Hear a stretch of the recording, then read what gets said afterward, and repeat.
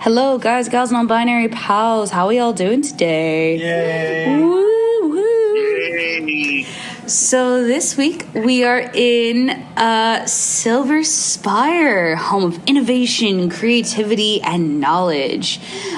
This city is very, very technologically advanced. They've got monorails, and pretty much everything works on either solar power or wind power, just very renewable resources. Some of the things like run on like bubble energy and things like that. So it's really, really cute, really advanced. And it's that very sleek, very silver architecture design. So, like the Tomorrowland movie? Yes, okay. It's exactly like the Tomorrowland movie.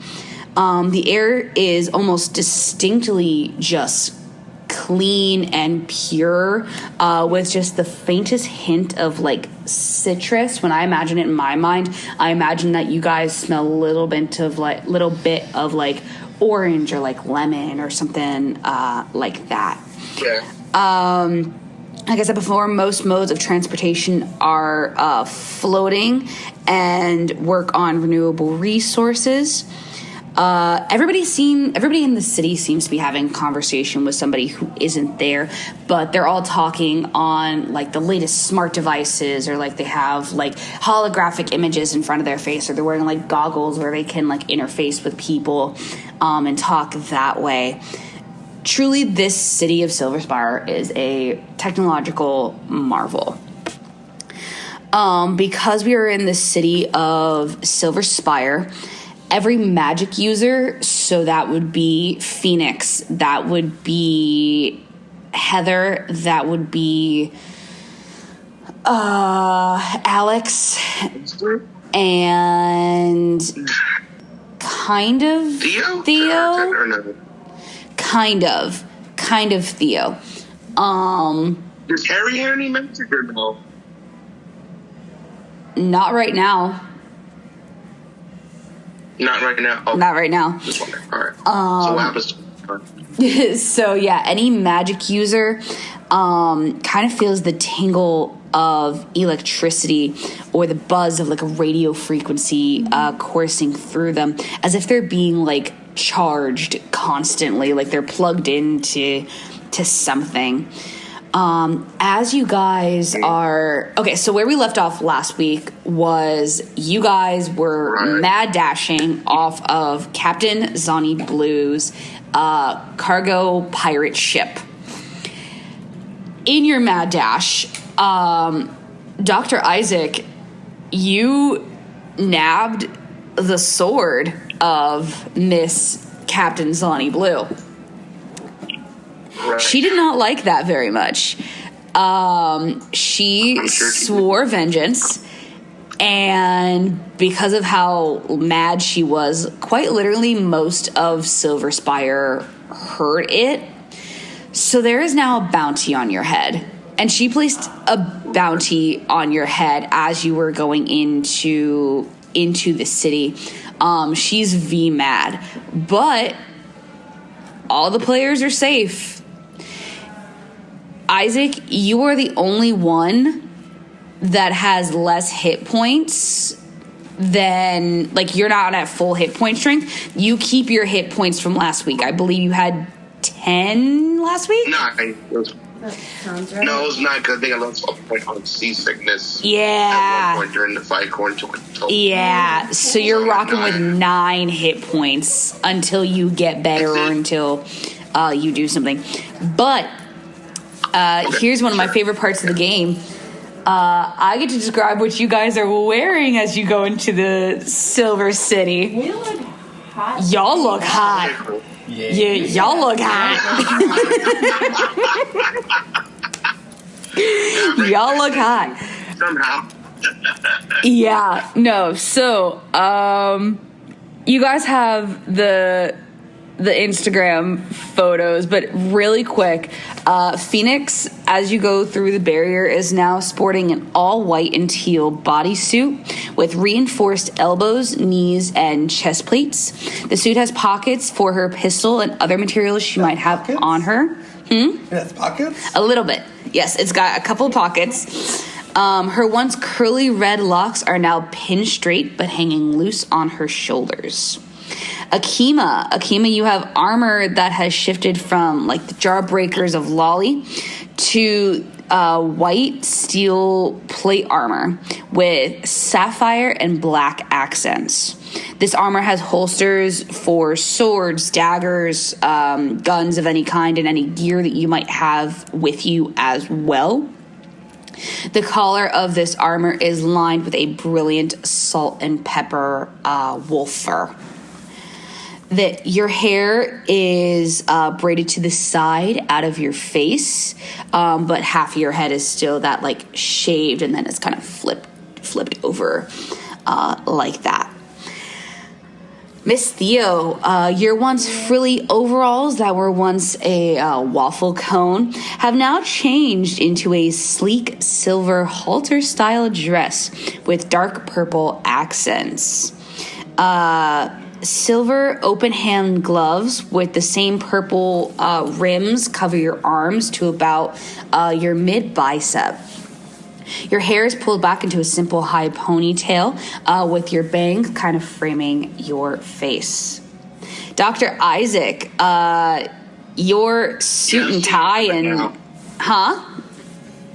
Yeah, I'm seeing it right now on Instagram, what I look like. Yep. Your once like Willy Wonka kind of outfit. I like it a lot. I really like it. Yeah. Is now kind of simple black pants, combat style boots. Crisp white shirt covers your top half, but most of the outfit is concealed by a sand-colored cloak. The hood of said cloak hangs loosely on your shoulders, and you are still carrying that morning star and your sword, and the sword that you stole from Captain Blue.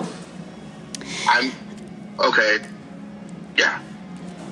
Harry and Heather keep their iconic red color scheme while maintaining the style of the new landscape. Harry is adorned in brown pants and a gray t-shirt. He sports multiple... how Harry looks, by the way. He looks fantastic. Right. He sports multiple weapon girders around his legs and thighs, and a sword is still attached to his hip. But now he also has a blaster gun, which is fun. A crimson piece of cloth covers his jugular, and a leather overcoat in the same color gently blows behind him.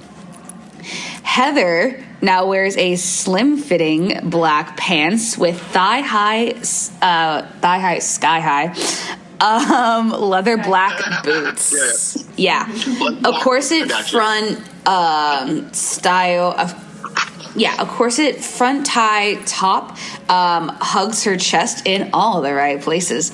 And a scarlet leather jacket sits on her shoulders. Fingers black gloves and a couple of like rings and like silver like jewelry pieces decorate her hands. So Isaac, with your hit points just coming out of battle, your outfit is kind of dirty and not blood like soaked through, but it definitely has a little bit of blood from where you got like cut or scraped or like beat up a little bit. So your clothes aren't exactly the needed, pristine. But the rest of the party is looking clean and sleek and very almost dystopian kind of, which is a little roughed up, adds a little something. Yeah, absolutely. Out of curiosity, are you in shoes or not, Miss Theo? Because you had peeps coming into Silver Spyre. Do you want boots or no? Or do you want shoes or no? I'm leaving that up to you. Yeah, but I want that same purple. Mm-hmm. That accent purple in the dress, I want that on my boots.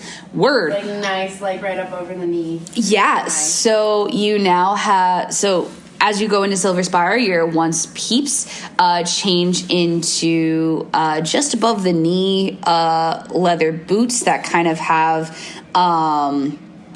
that are straight across the top, but they are still in that purple, that brilliant purple color that you have accenting the rest of your outfit. So you guys are in Silver Spyre, and as you walk in and as you keep going, there are billboards and everything seems to be kind of ever changing. There are ads everywhere, there are lights everywhere, just everything is very bright and very like sparkly almost.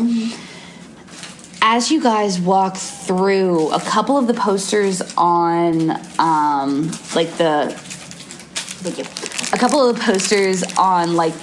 lampposts and things like that change into wanted posters, and they are wanted posters for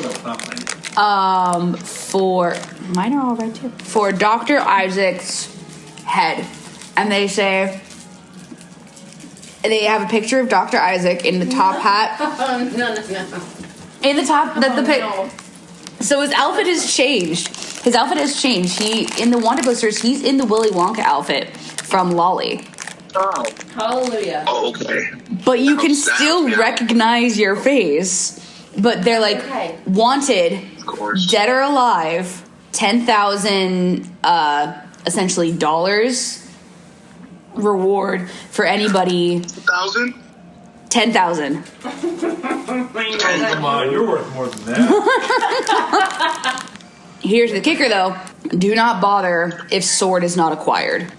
Okay, so we just... So now people are kind of looking out for y'all.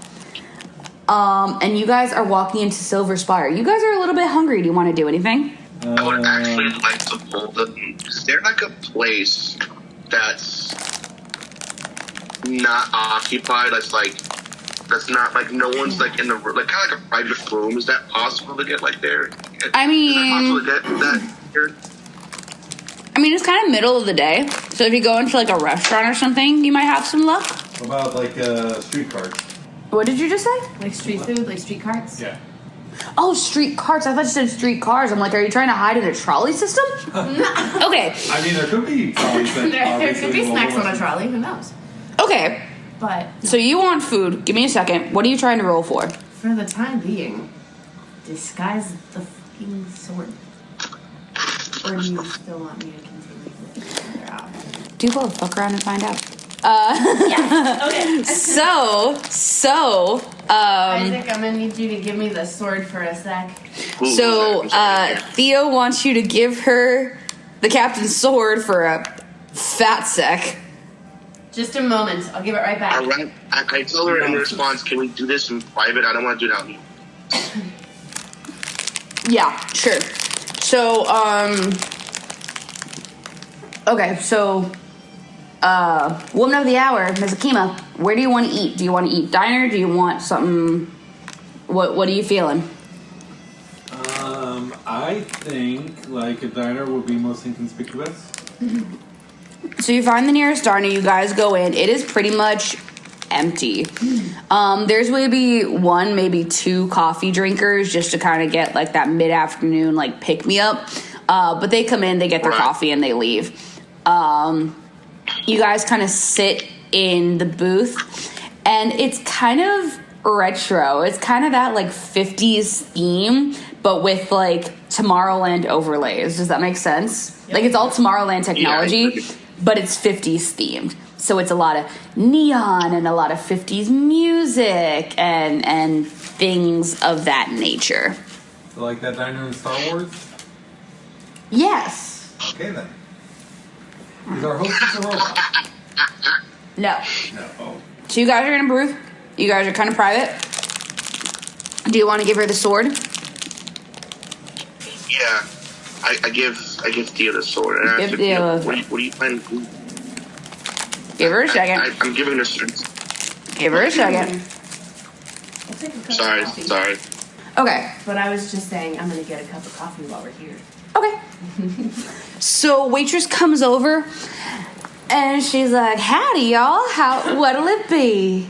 You order a cup of coffee. Yep. Remember those lolly stats I gave you? Yeah. Yeah, those track. Every time you have those are going to be your coffee stats. So every time you have a cup of coffee, add whatever you add to. That's what I was going for. To the thing. Akima, do you want a cup of coffee? Yes, black. Akima orders a cup of coffee black. Isaac, what are you rocking with? I'm not saying anything. I'm just staying quiet, covering my face, not saying anything. Waitress kind of leans over to you and she's like, and what about you, Sugar Pie? What are you gonna have? I'm good, thank you. All right, well, if y'all need anything, my name is Dottie, if I do say so myself. And she, Phoenix orders a cappuccino, and Harry orders an espresso, and Heather orders also a cappuccino with extra sugar. Oh, I wanted to do some. Oh, well, we'll get it later. Well, I'll do it now.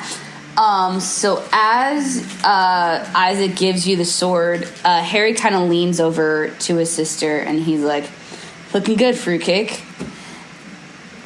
And she looks back at him kind of confused, and she's like, you haven't called me fruitcake since we were kids. And he's like, yeah, I guess staring death in the face kind of brings up old memories. I'm like, okay. Character development. Yay. Okay.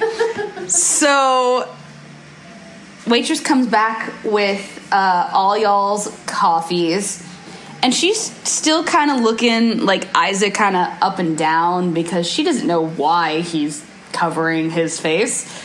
But she's not one to ask questions. Miss Dottie is minding her own goddamn business until told to do so otherwise. Here's where things get interesting.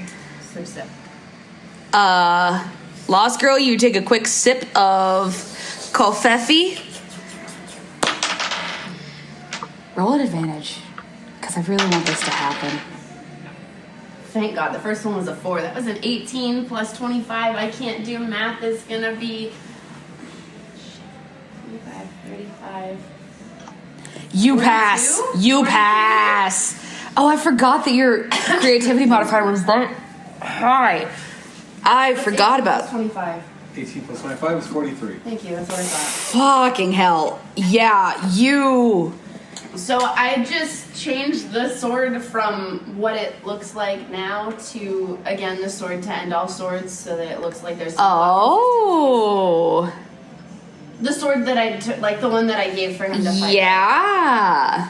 I make it look like the one he was fighting with to begin with. Gotcha. Okay. So. Since it was that freaking high, do I have to concentrate on it? Or can it just be passive? No, you have to concentrate on that shit. Cool. You have to, because not only is it someone else's sword, but I won't be holding it. you won't be holding it. Okay. So you have to concentrate kind of real heckin' hard that on this sword. But you do it. You do it. Coffee make your brain go brrr, go wee. Exactly. But can I ask a question? Sure. Does she tell me that it takes her like to concentrate hard? Like, is it hard? Does she tell me all that or no? I think I probably might not have like totally figured it out yet. Okay, so she tells you kind of, she's like, oh, I don't know, I just know I think of something and it happens. But you see as like if she like has like a conversation with you guys that the sword kind of loses a little bit of its like solidness, like it kind of changes into like the original sword. Like you'll see like the hilt of the sword to end all swords, and then it'll like if she doesn't like concentrate enough on it, it'll turn back into that like pearl and skull type hilt that it was originally for Zani. Thank you so much. Yeah, absolutely. You guys are bound for the National Library of the National Library of Libro Distoria, which just so happens to be in Silver Spyre, which you guys figured out. Congratulations. You all still have your charms, so you all are good there. Do we want to do anything with that? Or after this cup of coffee, do we want to find, like, do we want to go to a hotel and get in a quick nap or something like that? I think time is of the essence, so we should probably go ahead. Time is of the essence, so go ahead. So yeah, you guys make your... Check real quick. Huh? Can I interject real quick? Sure.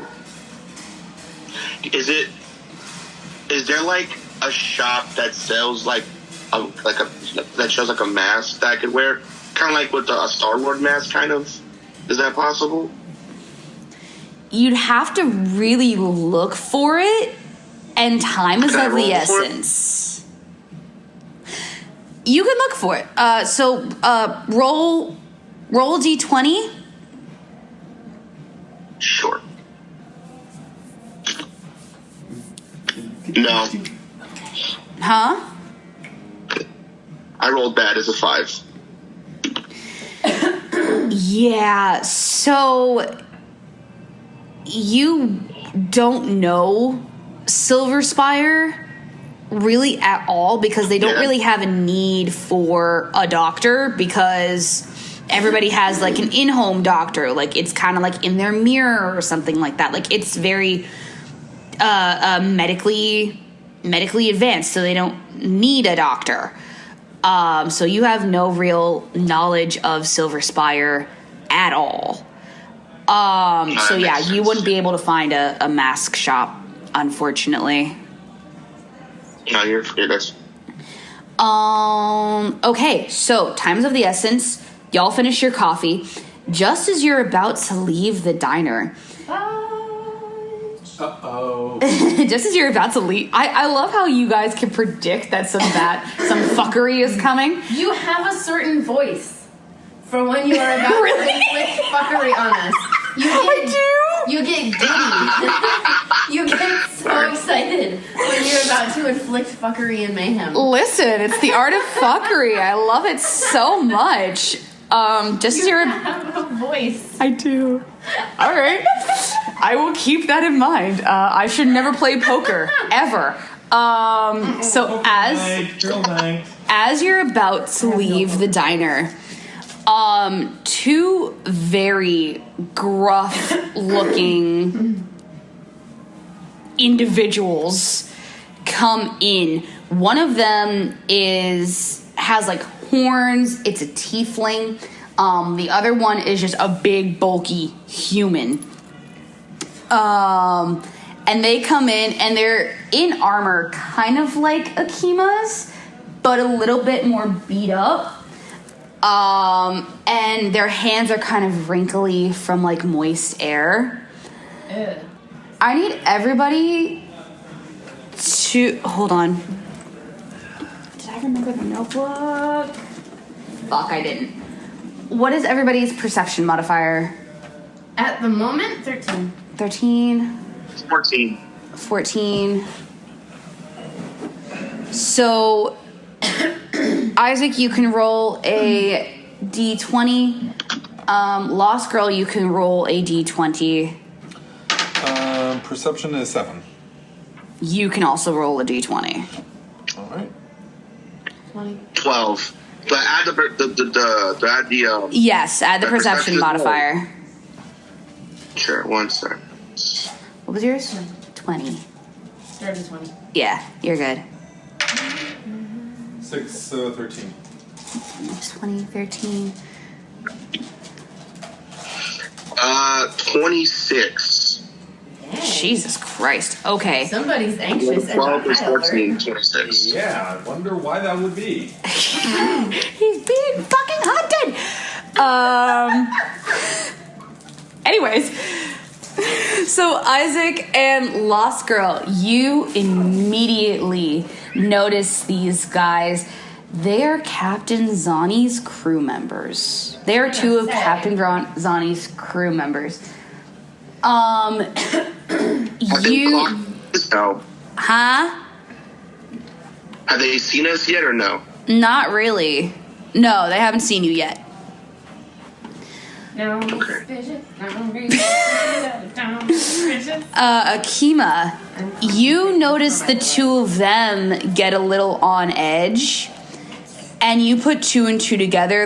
You're just like, oh, these are probably people we should look out for.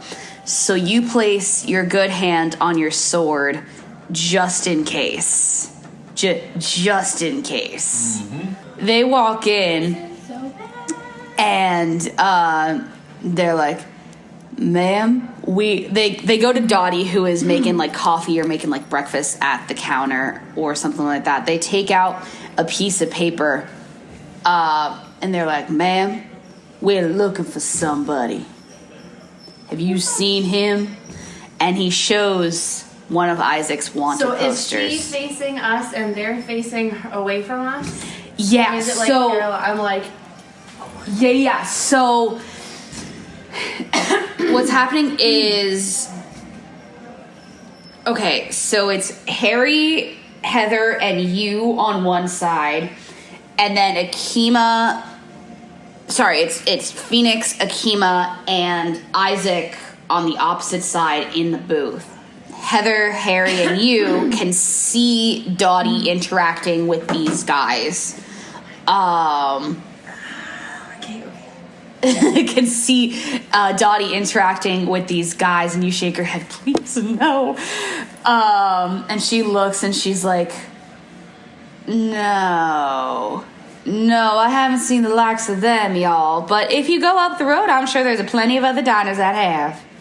We're pretty stocked up here. Nobody really comes into my diner, but I would love to get you boys a cup of coffee if you'll let me. And the sailor's like, thank you, ma'am, but we have a job to do. If you see him, give us a holler.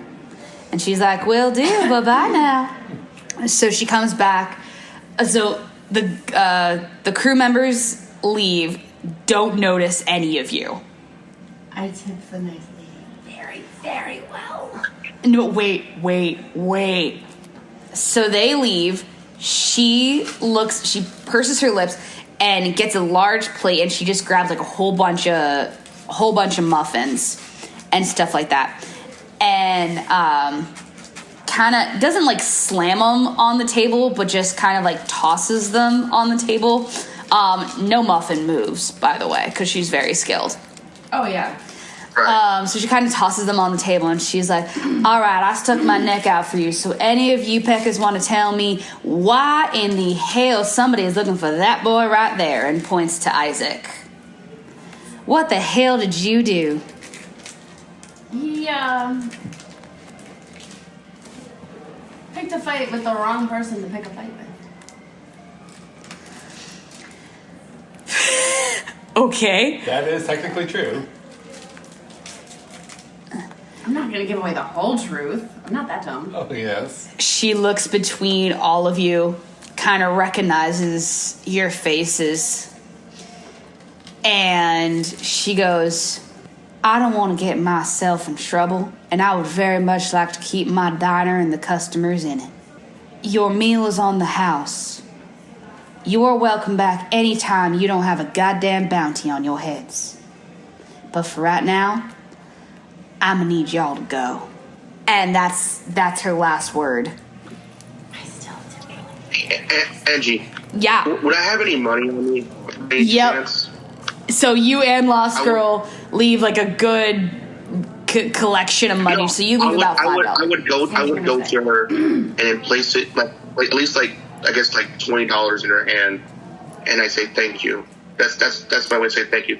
Don't worry, I won't come back until this is taken care of. I'm so sorry, and thank you. And I quietly leave.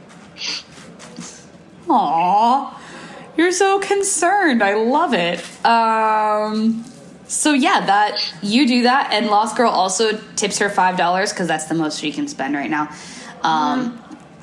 But yeah, so she accepts it graciously, and you all leave. Do you guys mad dash for the library? Also, Isaac, because you've eaten, give yourself 3 extra hit points. Hit points back? Yeah, you get 3 extra hit points back. You're back to 12. Or up to 12. Yeah, you're up to 12. So, when we get outside, I'm gonna look and see if I can see those two Hey, is it possible? go in the opposite Oh. direction. DM, it's up to you. You can say yes or no.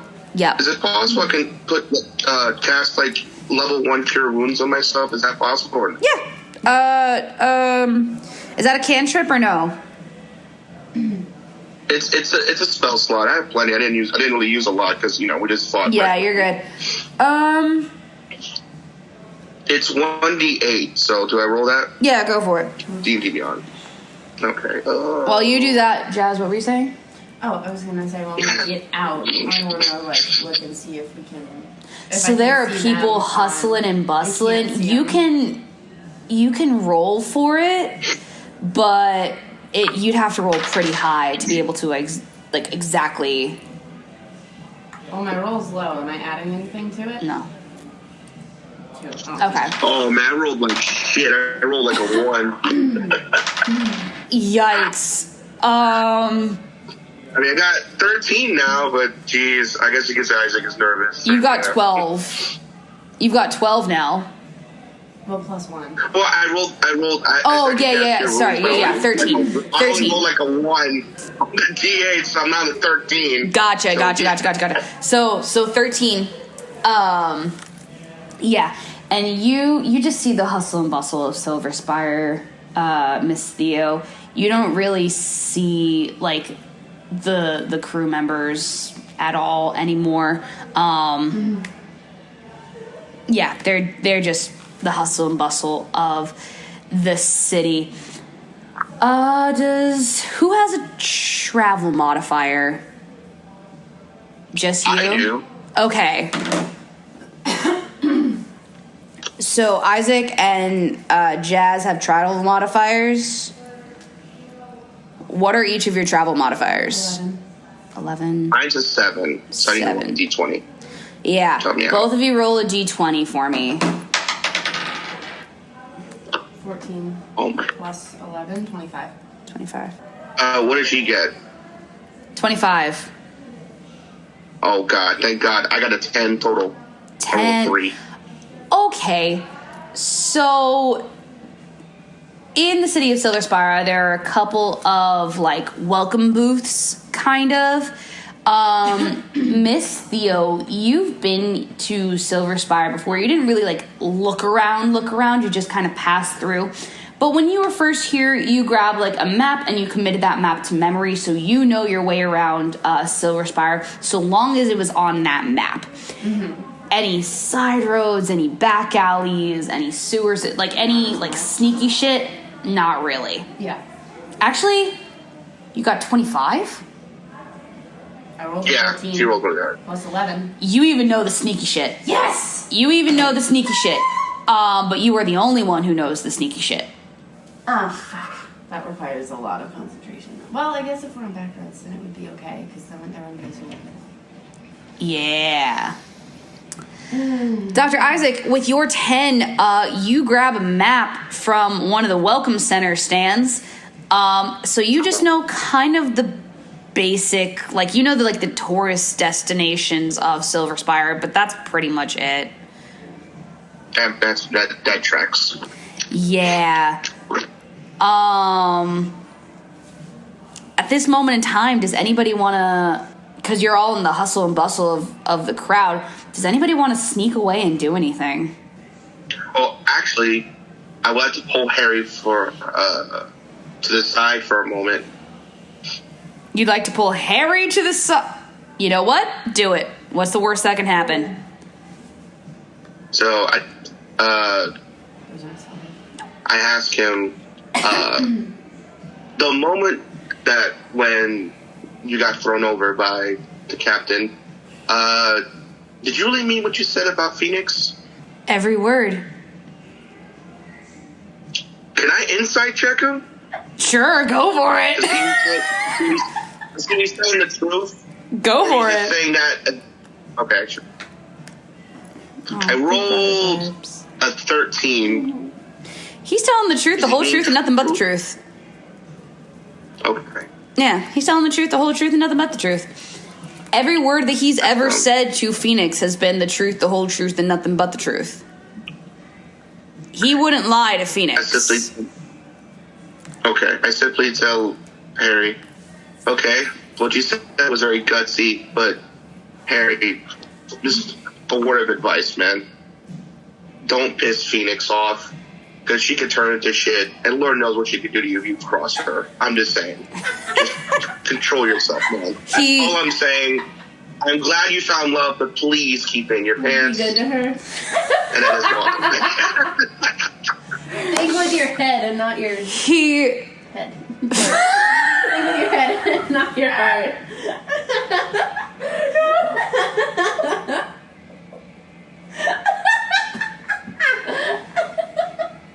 You totally missed that. Oh my god. Whoops. But I didn't lose a half a hit point because of concentration. Lose half a hit point, girly. Worth it.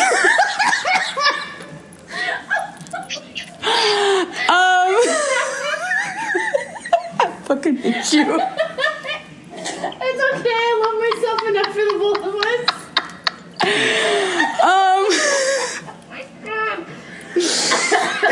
The girls and the gays get it.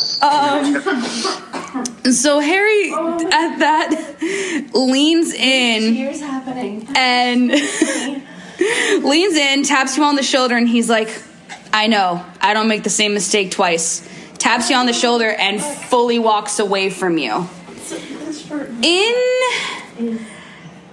In this moment, Lost Girl, do you slip away or not? Yep. Lost Girl slips away from the rest of the group. Y'all aren't too concerned about her because you know she can handle herself. Yes. Word. That's what I thought you were saying. Yeah. No. I was. I just wanted to make sure we were on the same page. Oh, super. Yeah.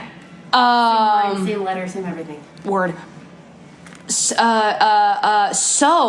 Lost Girl slips away from the rest of the group. You guys aren't too concerned about her, because you know that she knows her way around Silver Spyre, and you're just like, oh, she's just doing reconnaissance. Y'all slowly make your way to the opposite side. So you're on the docks and the library is on the opposite side of Silver Spyre. You can definitely get there within the day, but it'll take you a couple hours. You'll probably be able to get to the library, but by the time you get there, it'll probably be like either closed or real close to closing time. But y'all are slowly making your way because it's the hustle and bustle of the city. And you guys are working. Is there like no fast way to get there? Is there like no fast way to get there, like a taxi or like there definitely is. No, there definitely is, but you don't want to mad dash too far because you still want Lost Girl to be able to find you. Right. But there definitely is when and if she gets back. Isaac, roll a perception check for me. Sure. Do I add the modifier?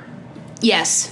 24 total. I rolled a 10, so 14, 24. You now notice that your sword, like the sword that you stole from Zani, is now Lost Girl's wooden sword. And it is no longer imbued with any sort of magic. It is just a wooden sword. Wait, so I don't have the sword anymore? You don't have the sword anymore, babes. But you know that Lost Girl has it. Oh. Let this rock, goddammit. No. Let this rock, goddammit. In the meantime... I say nothing. I hold up to the wooden sword and... Would you like a cat to cast a masking charm of any kind on the sword? Yes. No, I'm just gonna hide it. Just hide it. I don't want to waste anything, so I'm just gonna hide it. Hide it under your cloak. Hide it under the cloak. As you guys are discreetly walking to, kind of keeping your head down, discreetly walking towards... I know what she did. Oh my god. Now it's clicking. Oh my god. Jesus. No, she didn't. Anyways. Oh, clever girl. I could have rolled for it, but I'm thinking, oh, yeah, no. God, that was good on her part. Okay. All right. So. You sneak off. Yep. With With the sword back to the docks. Yep. Do you have a stealth modifier? No, but I have flight. Do you want to fly to the docks? No, I was just gonna Okay, so fly up onto the ship.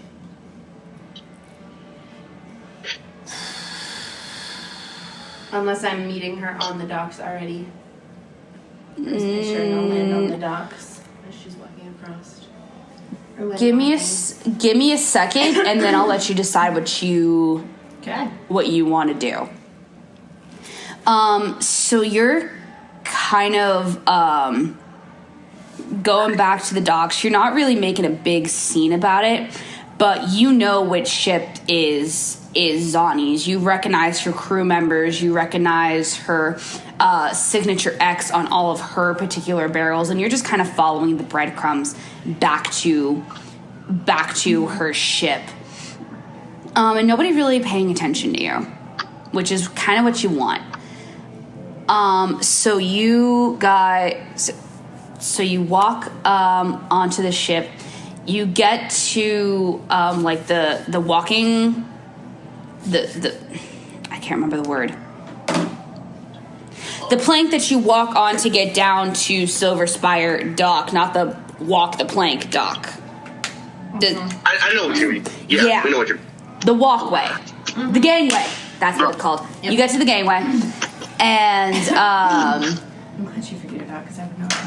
You're good. So you get to the gangway, and two honking crew members stop you in your path, right? Because you're about to walk onto the ship and go try and find Zani on her own ship. Mm-hmm. Honking crew members. Can we help you, ma'am? Well, I don't think you two would be the ones that I'm looking for. However, you could help by sliding on it. Let me slide on by. They kind of, like, you try to, like, as you say this, kind of try and slide past them, and they kind of, like, push you back. And they're like, nobody gets on board without the captain's approval. Oh, she'll let me on board, all right. From this, Captain slowly walks up. And she's like, it's all right, boys. She wants to talk to me. Meet me in my quarters. I dare you. And she walks back into her quarters, and the two goons kind of back away. And let you through. And you kind of follow the sound of her footsteps. Uh-huh. I'm like, thanks, boys. Fucking hell. Okay. Just blow him a little kiss. Just so, a little finger thing. As you walk into the room, the door creaks open, and you see a sapphire velvet throne facing you, and you see Zani's fingers playing with a dagger, but the hilt of the dagger is made purely of like pearls and things like that. And she's just playing with it in between her fingers. There's kind of marimba music gently playing on like an older record player. The entire cabin is decorated with shells and gems and weaponry and hats and all things that you would typically find in a captain's quarters. And then on one of the walls, you just see it almost top to bottom covered in smaller ship wheels. top to bottom. They're not like full size, like they would fit on a ship of any kind, but they look like almost replicas.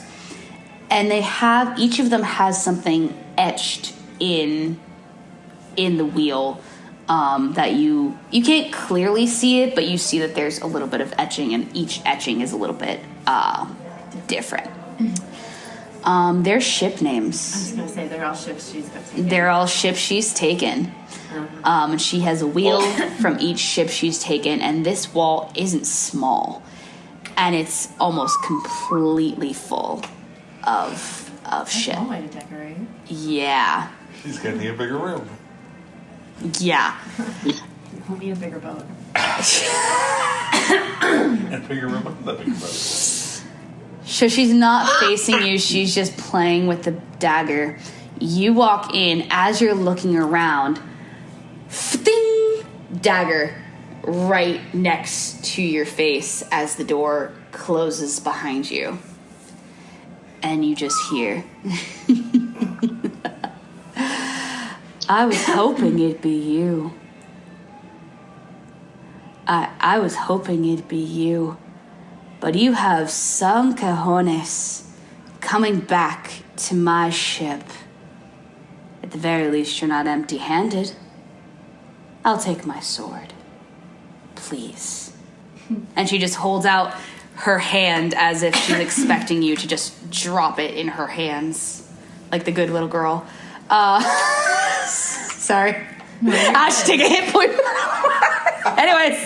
Anyways, she's just holding out her hand oh so delicately, waiting for you to place her sword in her hand. Her sword. Her sword in her hand. What do you do? What do you say? How do you do it? I was not. I was going. Let this play. Do I be a little bratty? Or do I just roll? You can be bratty. Excellent, because that's my go-to. I'm gonna say, glad to see we're finally using some manners. Sorry. Oh, she's got a mouth on her. Always have, always will. I'll take a couple of steps toward her.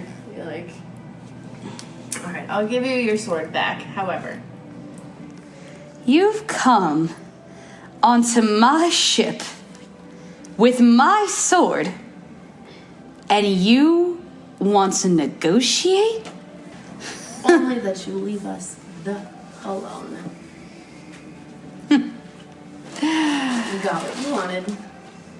I'm not so sure you want to do that. Uh-oh. You're absolutely right. After all, I have a feeling you're going to need my assistance one day. Hence why I'm bringing you the sword. Correct. You are bringing back what is rightfully mine. She now turns back to you. And I am grateful. Under different circumstances, I would almost want you to be on my crew. You've got gumption.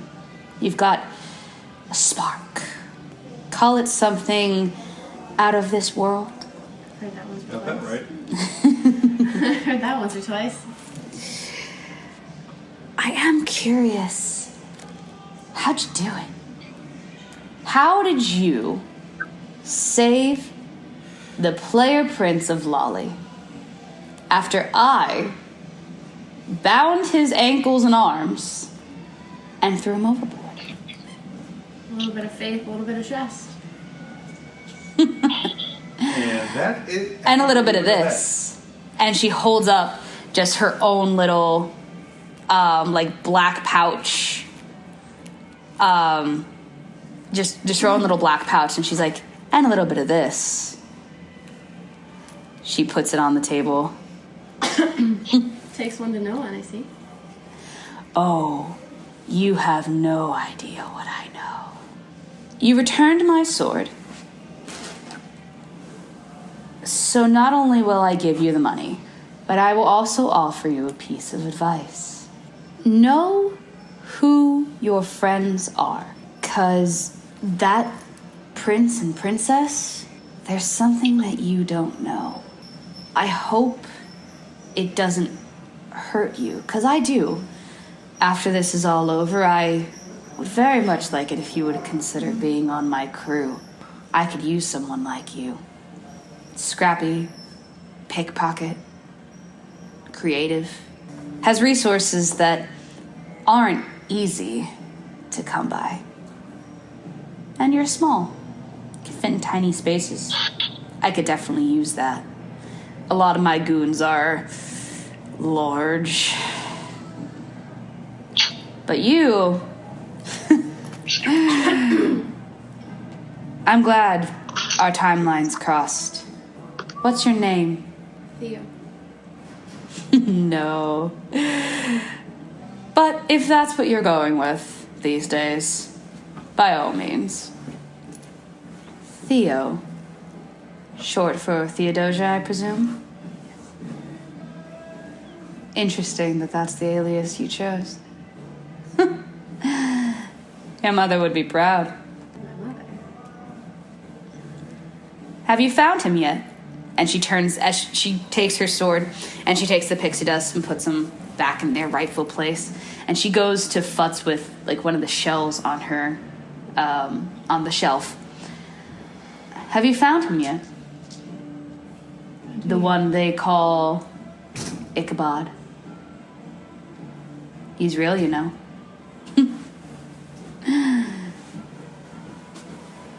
I wonder what she'll tell you. He has a lot of the answers you seek. Theo. But thank you for returning my sword. She turns back. Thank you for returning my sword. This isn't the last we've seen of each other. I will leave you with this one piece of advice. Don't get tempted by the crimson crowns, darling. You never know what color blood bleed. You never know what royal blood bleeds. And she says this as they're dragging you out, and you just see her smirk, and her door, like she waves her hand, and her door magically closes. They take you back, and they place you right at the diner you were sitting at. They definitely clocked you in that diner. They clocked you in that diner. Oh, of course they would have. And they place you back in the diner, and then they leave. Dottie now looks at you and is like, Captain Zonnie Blue? You pissed off Captain Zonnie Goddamn Blue? I did not. I was merely righting a wrong. Well, is it right? But I was the safest one to do it. And Well, yes, okay. clear as it should have been. Clear as I think. You look outside, and all the wanted posters, gone. Changed to a different ad of some kind, and the wanted posters are gone. Isaac, Lost Girl just saved your ass. You're fucking. Yeah, Now I have to go back and visit her He's again. kind of like waiting out, like nearby, just kind of waiting around for her. He's just like patiently waiting. He's having a nervous tick. He's just like waiting for Theo to show up. Aww. He doesn't follow to be seen. He's waiting for her. Okay. Sorry. Okay. Do I see her yet, or No. is she coming here? You see that she was escorted back into the diner, and you kind of waited around. I saw that. Actually, no, because you were with the rest of the group. Yeah. But you kind of hung In an back. alley. Not in an alley. Yeah. They were just walking in the center streets. Oh, I thought I left him in an alley. Nah. You took back alleyways to get back to the docks, but Gotcha. That's yeah. what it was. Yeah. But yeah, so noticing that Lost Girl was gone, Isaac, you kind of backtracked back to the diner where you last saw her, hoping to find her again, kind of still nervously, like tapping your fingers or something like that, as the rest of the party made their way to the library.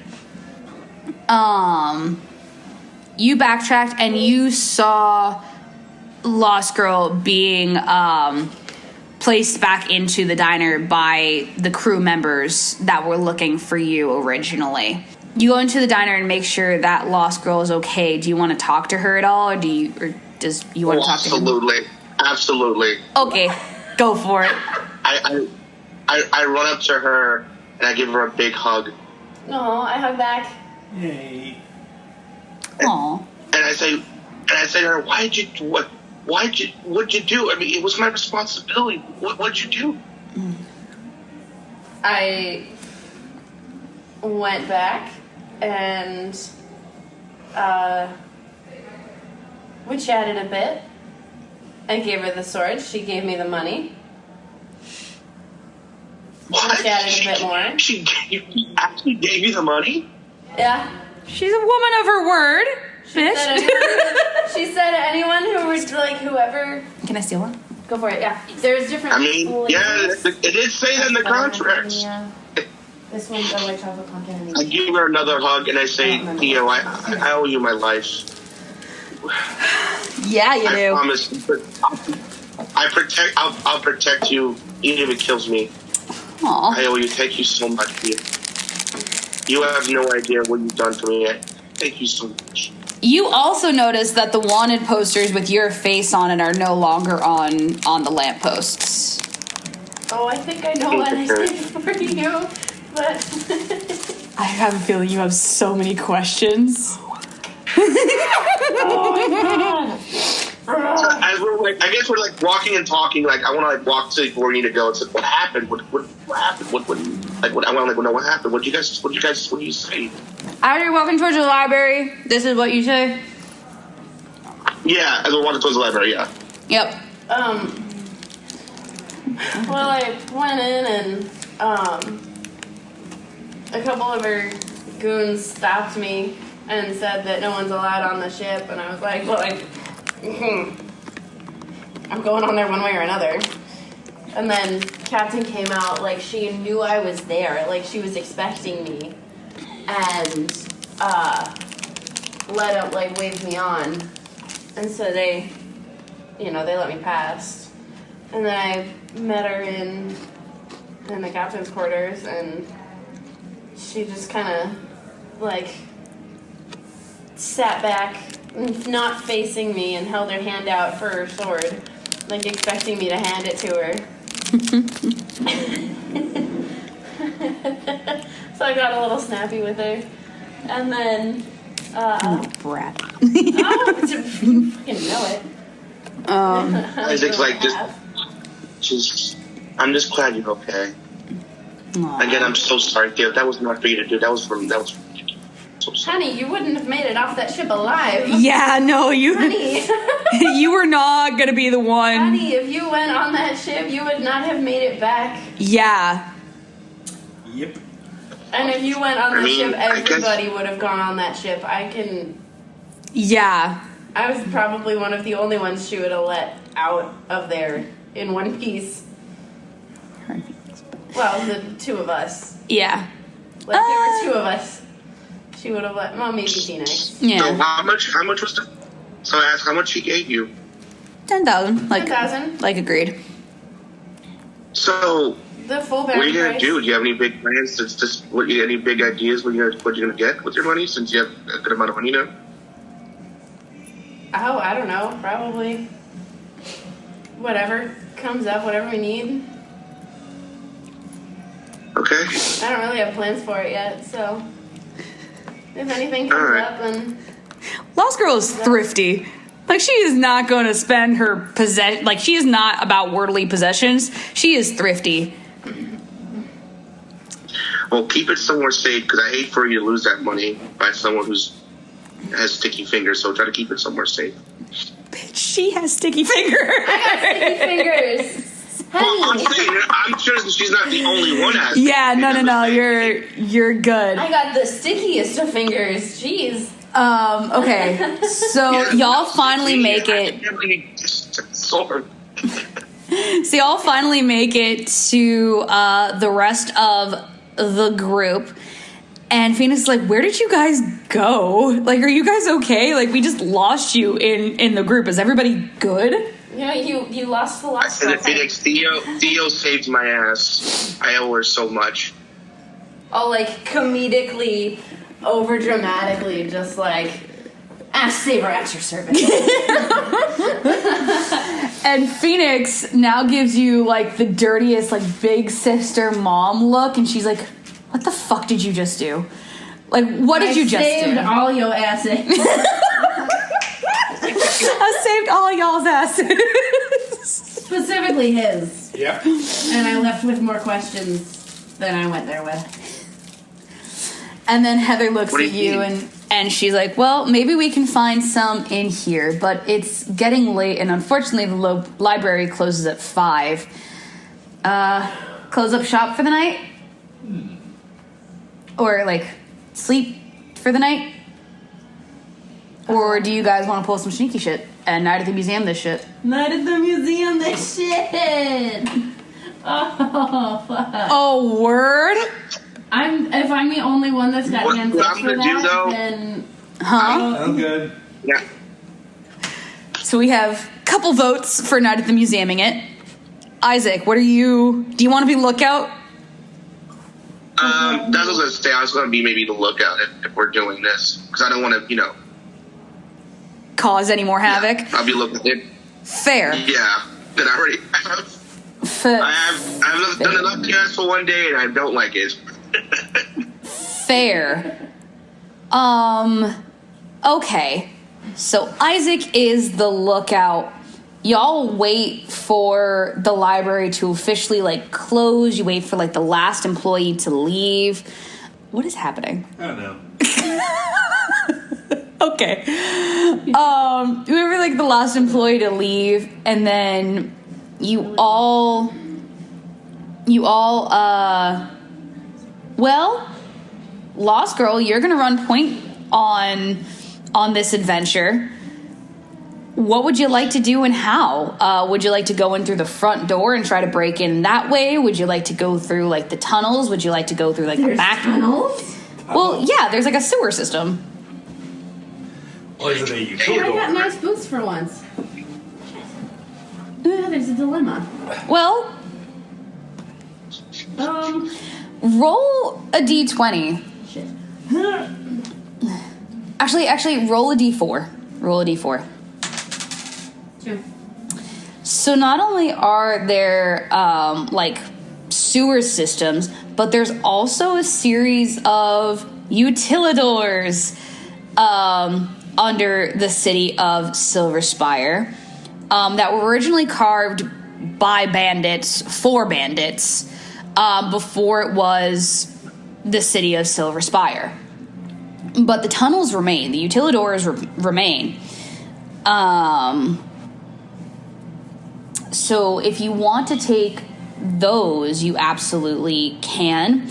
But here's the thing. You, Heather, and maybe Phoenix are the only ones that would really be able to fit into said tunnels. To be fair, you are 3 of the most powerful magic users in the party. So if you wanted to, you could do that. But that's up to you.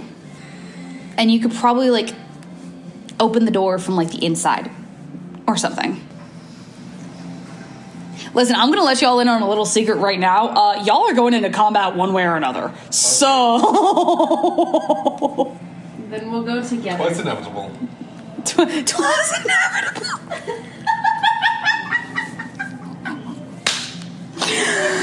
Not even Oh, it was. God. Just It was inevitable. Yeah.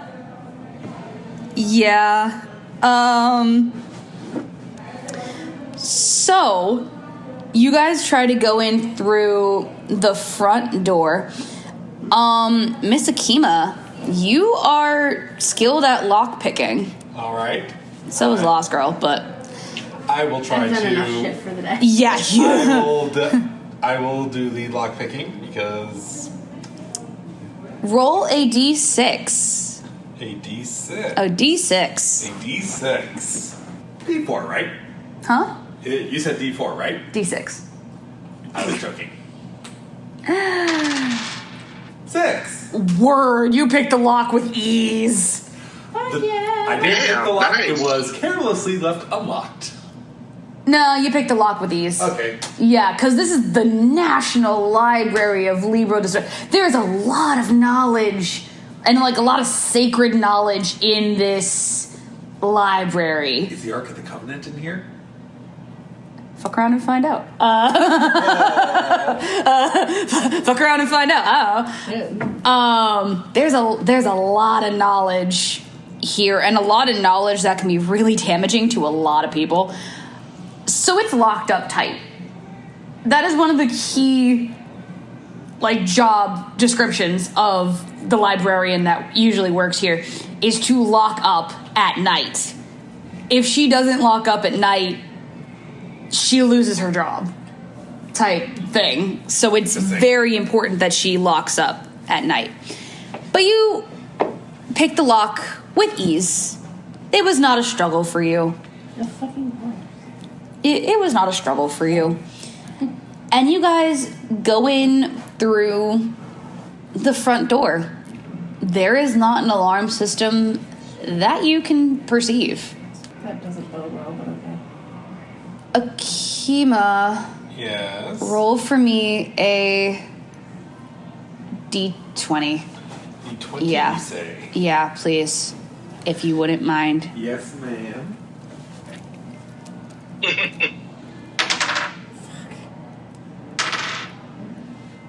My spidey 2? senses are tingling. You hear nothing. Okay.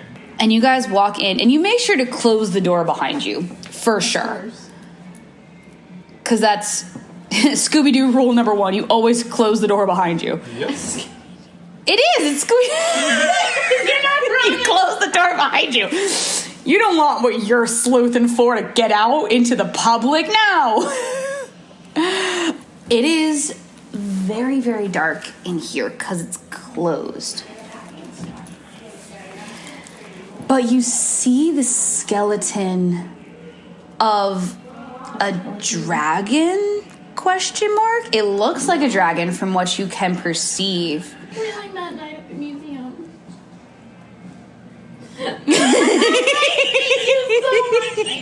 I hate you so much right now. Okay. So it's dark. Nothing notices that you're there. It is a huge skeleton. Nothing notices that we are here. I chose my words carefully. I know what I said. And then as the clock strikes 7,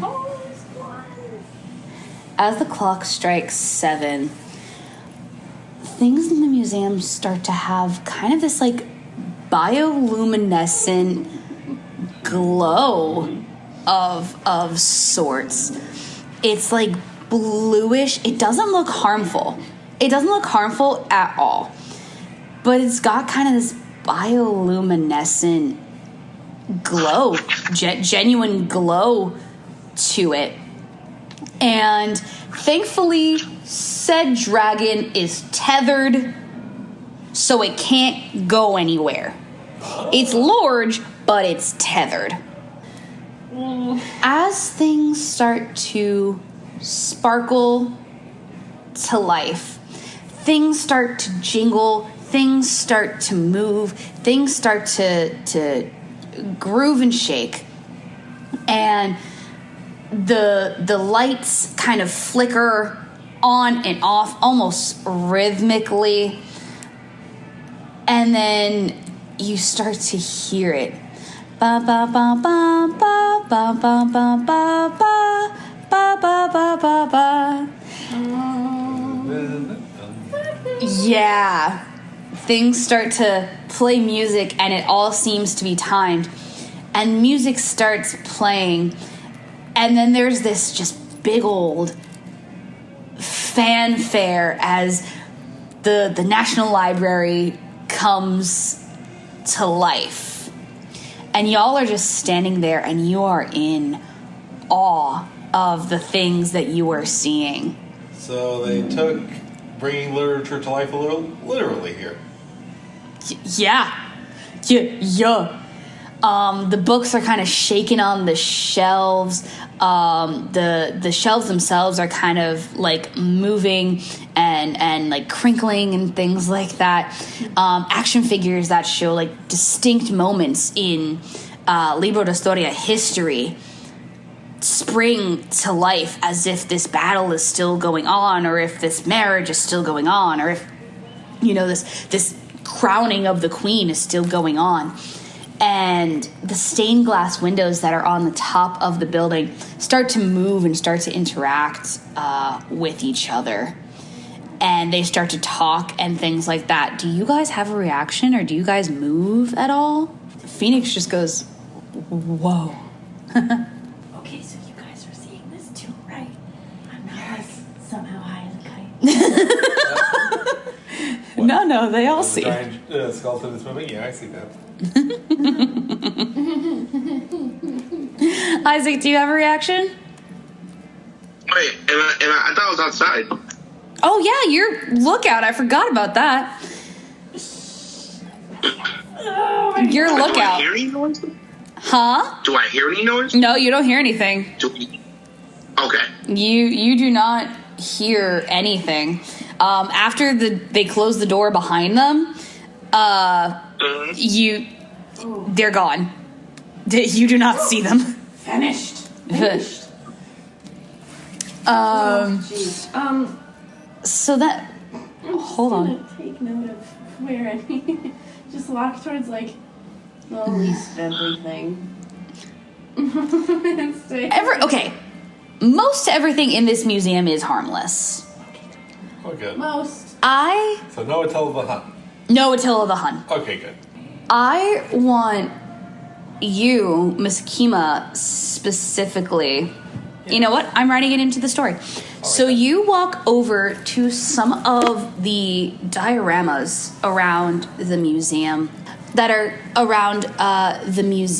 and you're taking notice, and you remember some of these points in history. Like the very first one is essentially like Big Bang.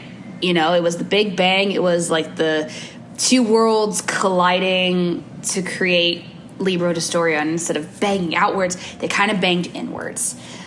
So you don't remember that, but you just kind of see the history, and you see, you know, cavemen, mammoths, you know, going through the points in time, and you're just walking through history, and you see like the Earth's coming together and going back, and coming together and going back. And then the next one is, you know, the mammoths, you know, trying to create fire or something like that. And, or, you know, the beast that is taken over. So, you know, man first learns how to hunt type thing. So it's just kind of going through this history, but the figures aren't like, once you get to kind of modern-ish times, the figures aren't really acting historical. They're acting kind of modern. Like they take like the teeniest, tiniest little iPhones out of their pockets, and they're like typing away, like texting whoever. And these are like Roman soldiers essentially. And like they're just not acting like historical figures would. But you keep walking, and you just think this is so stinking cool.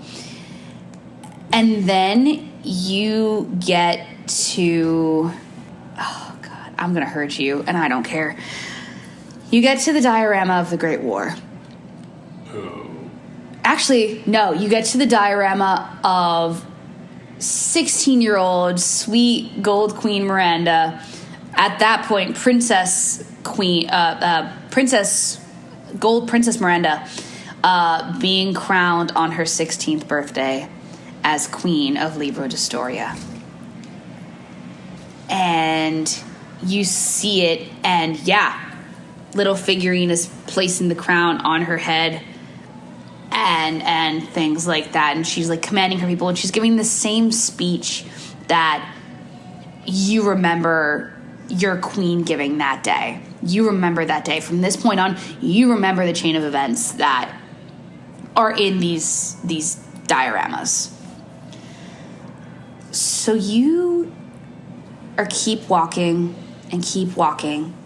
as the rest of the party is, exploring the little bit of the library that they can see right now as themselves. And you get to the diorama of the great battle, your great battle. And you see it, and it's like you hear these soldiers, these little toy soldiers, screaming and crying. Even though the flames are fake, you see them screaming and crying. And then they stop and they kind of laugh.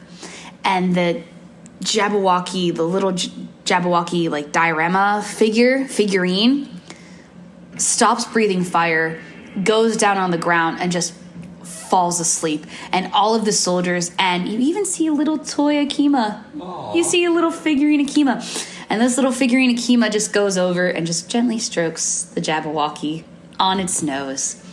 And all swords, all weaponry are laid down. Yes, there's a painted battle scene, but this is not a battle. This is people caring for their pet. This is not the actual battle. And you look at it. Do you have a reaction? I am a little surprised at seeing this, to say the least. Not sure if there is some PTSD triggering, but probably. Is Owen Wilson in this? Look around and find out. All right. I will look closer at the diorama. You look closer at the diorama. This is when the figurines notice you, because you're looking in, and the little Akima goes, "Hey, Gigantor! Buzz off!" Sorry. Buzz off! And that's when they start like throwing like their spears, or they're like shooting at you, or like poking you with their little swords and things like that, thinking they're hurting you. They're not hurting you. But you kind of back up a little bit because it's annoying to be pelted with tiny needles. Yes. And you're just like, that's not how it happened. And you close your eyes and you see the battle once again unfold in front of you, and you are right back in that battle. You are having a PTSD moment. Oh, no. You are having a flashback. Once again, you see it, and you're describing for these soldiers how it actually went down, and everything that you're describing is just so vivid in your mind. This is when Phoenix comes over, and she's like, "Hey, we found the door. Want to come?" Yes. Just like that. You're just like, yeah. And you walk away, and you see the rest of the dioramas. Your little Akima figure isn't in any of the other dioramas. So you walk away, and now the entire party is standing in front of these iron gates. You remember these iron gates. Mm-hmm. Because you were here last time. With Heather. This is the same library from the rabbit hole. No shit. Yeah. You knew this. I didn't know this. You knew this. No, Theo knew this. I was not present. I was not present. Okay, Theo knew this. they're like, okay. This was not present. So Heather takes a small, reaches inside of her hair and takes a small gold key and unlocks the door, unlocks the gates. You hear a big cling, and the gates start to open. Behind you, you hear... my voice does change, fuck!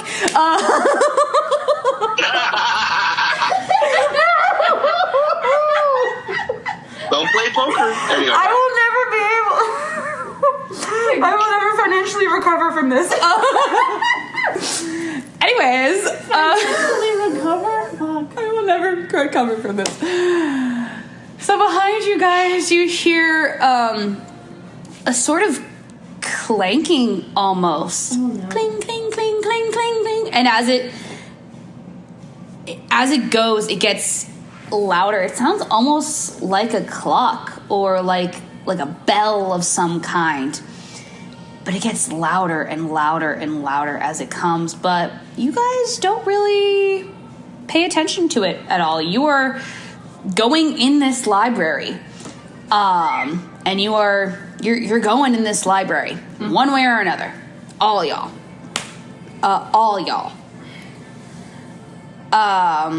So you walk in, and in this part of the library, you hear kind of murmuring.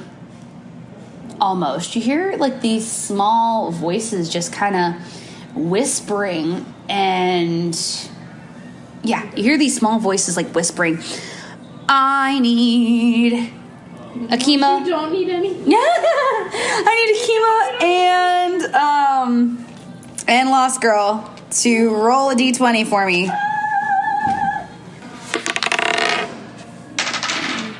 Alright, not touching it. What, huh? When you get excited, that means bad things for me. No, you're good. I'm just rolling for 3 different people right now. Please, for the love of God, tell me that Oh, What's-Her-Face didn't send her goons back after us. No. Worse? I don't know. I don't know. We'll see. Do we have to fight Dick Van Dyke then? No. So, what did you roll? 13. 14. Heather and Harry look kind of concerned. They're like, hey, yo, we should go. We should do what we got to do here and dip now. Phoenix, Akima, and Lost Girl all just kind of hear these voices, and you look a little closer, and it's there are these little metal things. They're maybe about a foot tall, maybe a little bit taller, not by much. And they're all metal. Some of them are oil cans, others are clocks, others are candlesticks. They're just these little metal, almost trinkets that are combing what few books are here in this part of the library. And as you guys are walking, the whispers get louder. But only Heather and Harry notice that these whispers get louder, and they can, as you guys get closer to the end of the back of the library, where you see the glowing books from before. Okay. Are the glowing books still there, save for the one that's in my bag? Yep, glowing books are still there.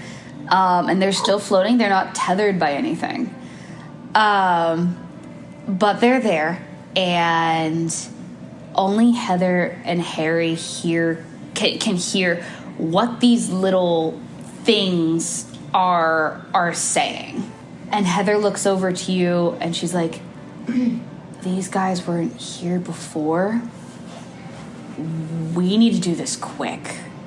And she kind of just grabs your hand and looks at you, and she's like, we need to do this quick. If we're going to do this at all, we need to do this quick. Okay. So everybody goes to the back of the library, and you all see these books that are there. Can I make like a perception check to see if anyone's like coming towards the library or important? Sure. Some. Who we want to roll? Just D20. But no modifier. D20, no modifier. Sure. 14. Word? Give me a sec. There's nobody coming. Most of Silver Spyre has either gone to sleep or going to some sort of rave. They're not paying attention to the library. You're safe out there. Why are you looking at me? No, I'm looking into the distance. Okay. I'm thinking. So yeah, you all stand before these books, and they're all different colors except for the 2 books that you have in your thing. Your respective charms on your charm bracelets are going berserker. They cast a big light in this room. And when they interact with the books, they cast an even bigger light in this room. Now that they've cast a light, you can clearly see these trinkets. There's a clock, there's an oil can, there's a candelabra, there's all sorts of little just kind of knick-knack type things that you really wouldn't place otherwise. Yeah. But these are most definitely alive. They have eyes, they have a mouth, they have noses, they have animatronic features to animatronic? Animatronic? Autonomous? No. Robotic? No. Human. Anatomical. Anatomical. Thank you. They have anatomical. A lot of very complex A words. Yeah, anatomical features to them. But they're small. They're small. You don't really think anything of them. And the closer you get, the louder their voices get. And as you guys are right on the books, you hear them chanting, "Protect the sacred knowledge, protect the sacred knowledge, protect the sacred knowledge." And you just hear them chanting that. And now all of the figurines are looking at you. 1, 2, 3, 4, 5. Are looking at all 5 of you. Would anybody like to do anything? Oof. Harry can't do anything. Phoenix and Heather can have a reaction, but I'll let you guys go first. So they're saying protect the sacred knowledge? Yeah. Protect the sacred knowledge. Protect the sacred knowledge. Can I try talking to them? Can I talk to them? You can try. But you don't know what these things are.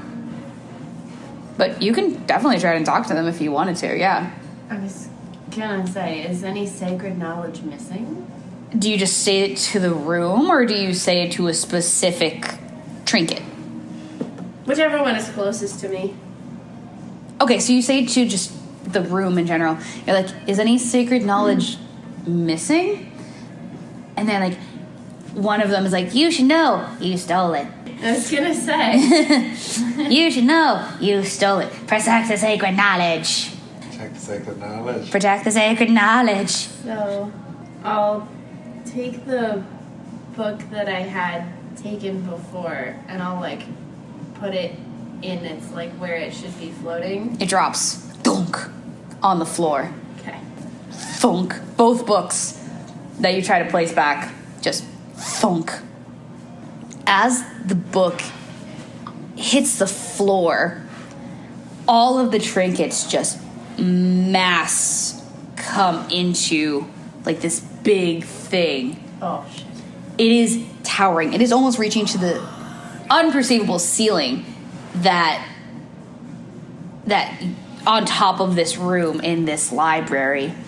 And it's this big, just metal, almost monster. But each of the trinkets that make up this monster still has a little bit of a personality. of their own. So the monster roars at you, you know the spiel. Roars at you all. You all turn around and you see this Goliath of just metal. And Harry just goes, "Oh, shit." And then from like on one of the fingers of the monster, they're like, "You have angered us. You have angered us. You have angered us. You have angered us. We are protectors. We are protectors. We are protectors of the sacred knowledge." And then the entire monster, "Sacred knowledge!" Going postal. Knowledge. I'll just sacred knowledge with them. Sacred knowledge.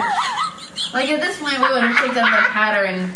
I'll just protectors of the sacred knowledge with them to see if I can throw them off their game. You and Akima are chanting along with these little metal goblins. Sacred knowledge! Phoenix nabs the corresponding book. That To her charm. To her charm. Yep, she grabs the green. No, you grabbed the green book. You already grabbed the green book. So she just grabs a book, and Heather grabs a book. Oh no. Harry grabs 2 books. And with each book they grab, that charm dissipates in like sparkle. Like it's almost as if somebody like turns off a light switch the minute they grab those books. So now only 1 book remains. What about the books that I put on the floor, dropped on the floor? Or did they pick those up? For sake of story, you picked those up. Okay. Yeah, for sake of story, you picked them up right after you. Okay. Yeah. I'm like, I guess that didn't work. Let's go back up. You're good. So then I'm holding the books, like, protect the sacred knowledge! Yes. Like, Yes. holding the books. So- Similar to Hunchback of Notre Dame, Sanctuary! Yeah. But with the books. After you guys are done like chanting and being absolute goblins about it, the beast opens its mouth. It doesn't roar or anything, but it opens its mouth, and one little figurine hops down and goes directly to you and Akima's feet. So you guys are like standing like next to each other, and it hops in between you and looks up. We are the libraries, we are the librarians, keepers of knowledge. We protect the sacred knowledge at all costs, and you have angered us. You have angered us. You have angered us. You have angered us. You have stole the sacred knowledge. Yeah, you stole sacred knowledge. Whoa. They point to you. You have stolen the sacred knowledge. My apologies for the inconvenience. There's And muttering. wait, we all have books, right? Mm-hmm. At this point, my apologies for the inconvenience. To the door. Okay. I was gonna say, we gotta get out of there with the book. There is 1 book left, and that's the only way you're able to see this little goblin. If somebody takes that book, it will be pitch black, and nobody will be able to see anything except for you. Fucking sight modifier. Huh? Oh, that's right. Oh, yes. I forgot about her. Fucking hell, this is not how I thought this was going to go. My apologies for the inconvenience. Okay. Hi. So, what would you... First of all, Akima, would you like to take the last book? Take the book. I take the book. You take the book, you snatch it real quick, and you hide it. Now, all of the books are gone. It is pitch black in the room. You are the only one that can see anything. I'm not going to even make you roll for it. You are the only one that can see anything. The rest of the party, dazed. They don't know where they're going, what they're doing. Roll a d20 for me. 10. You run into a bookshelf. You get a couple of feet away from the monster, but you run into a bookshelf because you can't see anything. All right. Fuck. In response to my bookshelf smacking, I'll pixie dust. You pixie dust your hand in, like you just reach into this thing and you pixie dust your hand. I'll just pixie dust the room. Or like, I'll just, and now your hand. Oh. Like I was just gonna like pixie dust, like. Oh, that's lamps. not what I thought you were gonna do, but okay. I was just gonna like pixie dust a lamp. So like light up the room. Oh. Okay. Or I could pixie dust my hand. We could pixie dust my hand. It's up to you. It's up to you. You want to do a lamp or you want to do your hand? I think Well, if she would I be do- very upset if you did the lamp. No. It changes the story a little bit, but I was gonna say pixie dusting my own hand makes me the beacon. yeah. Less than desirable. You're also scrappy. I'm also what? Scrappy. True. I'll pixie dust the hand. If it becomes inconvenient, I'll pixie dust a light. Okay. So you pixie dust your hand, and now you see this huge monster, sacred knowledge, and he swings at you.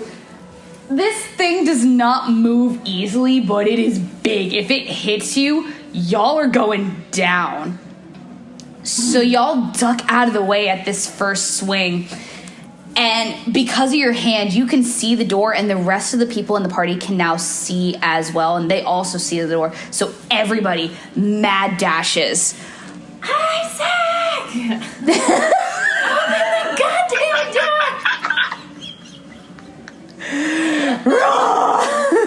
Open the door. This thing is clomping after you. Protect the sacred knowledge. Swinging at you left and right, knocking over bookshelves. Let's split up, gang, or do you just stay together and, go? I think we should probably go. You just go. You think you should just go. What do you think you should do? I'll take up the shit. I was gonna say I want to take up the back, but I don't know if can I take up the back? Yeah, your hand is bright enough. I'll take up the back. Okay, so you take up the back. I have. Are you running in a line, or are you? I don't think we're well, maybe. Are you okay?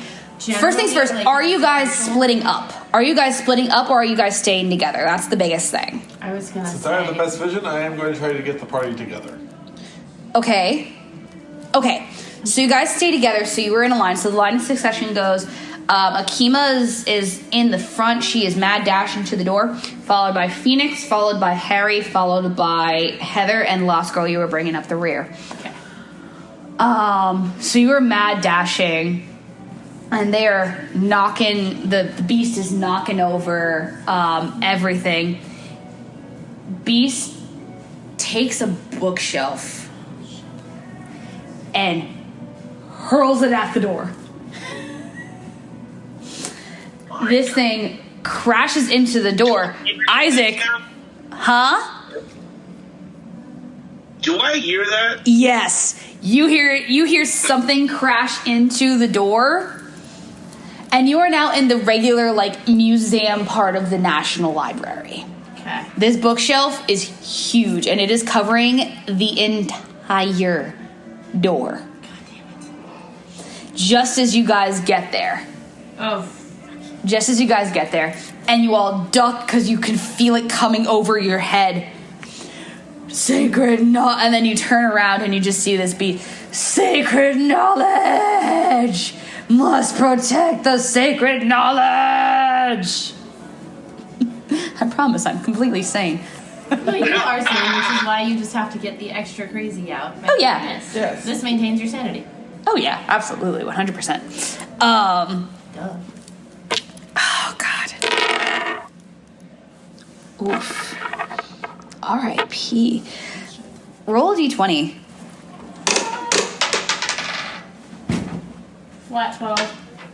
Okay. 16. Oh, thank God. you are the only one that really has a chance of fighting this thing right now, because in your brain, you're just like, okay, I know how to fight monsters bigger than me. I don't care what monster is, but I know how to fight monsters bigger than me. I have the smarts. The rest of the party? Not so much. Not so much. Miss Commander. Yes? What's your battle strategy for fighting this monster? Okay, so this monster, it is... Wait. Hold on. Isaac, what do you do that you hear the rumbling on the door?